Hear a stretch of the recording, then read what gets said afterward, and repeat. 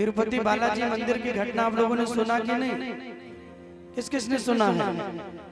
News देखते होंगे जो लोग। अब बताओ, इतना बड़ा हमारे भारत का मंदिर,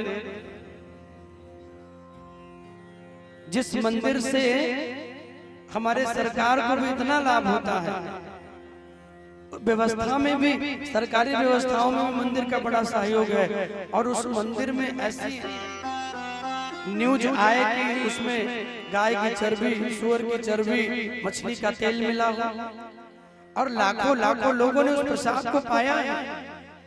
अब कई लोग कहते हैं महाराज हमने उस दूषित घी वाले प्रसाद को खा लिया तो क्या धर्म नष्ट हो गया? तो देखो एक चीज कहेंगे, अगर लड्डू समझ के खाए हो तब भले कुछ आपको सोचना है कि धर्म नष्ट हो गया, लेकिन अगर भगवान का प्रसाद मान के खाए हो तो आपका कुछ भी नष्ट नहीं हुआ है, क्योंकि प्रसाद का कोई कुछ नहीं बिगाड़ सकता।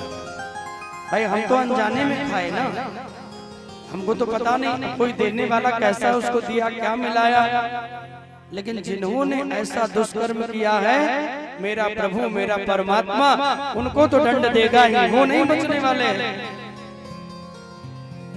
थोड़े से पैसे के लिए लोगों का धर्म नष्ट कर रहे हो।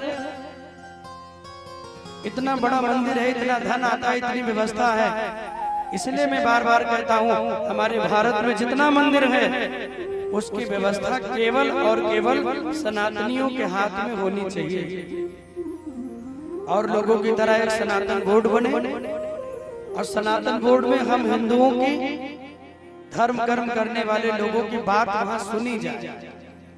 जैसे और लोगों ने वक्फ बोर्ड बनाया है, अपना अपना एक अलग मैनेजमेंट बनाया है, मक्का मदीना से मुसलमानों को कंट्रोल किया जाता है, ईसाई लोग हैं उनका अलग से मैनेजमेंट चलता है, लेकिन हम हिंदुओं के लिए कुछ भी नहीं।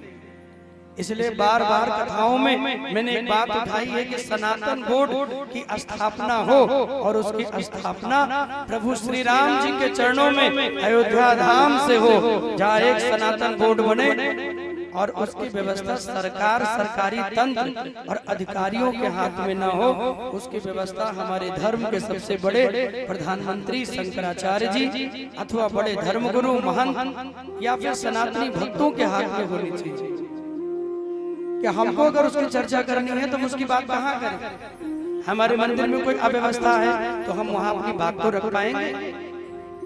हमारे अपने हिंदू भाई में अगर कोई ऐसा है जो हिंदू होकर भी अधर्म कर रहा है तो उसकी चर्चा हम वहां कर पाए, हमारे लोग हो, हमारी बात सुनी जाए। और अयोध्या धाम से इसलिए क्योंकि अयोध्या के आसपास गोरखपुर, पूर्वांचल, फिर उसके बाद बिहार का क्षेत्र लग जाता है, जहां पर हमारे दलित भाई बहनों को लोग धन का लालच देकर, रुपए पैसे का लालच देके, कुछ भी लोभ लालच दिखा के उनके धर्म का परिवर्तन करा दे रहे हैं। एक तो हम हिंदुओं की संख्या वैसे ही कम है, और उसके बाद भी हम और कम होते चले जा रहे हैं। बार बार मैंने कहा है कि जाति पाति में नहीं बंटना है, चाहे कोई क्षत्रिय हो, वैश्य हो, यादव हो, पंडित हो, ब्राह्मण हो, सबसे पहले वो हिंदू है, वो सनातनी है। इसलिए जाति पाति का भेद मिटाना है। ये भेदभाव जब तक नहीं मिटेगा तब तक हिंदू सबल नहीं होगा, तब तक ये राष्ट्र मजबूत नहीं होगा। अरे जाति व्यवस्था तो भारत में बाद में आई, पहले तो हम मानव हैं,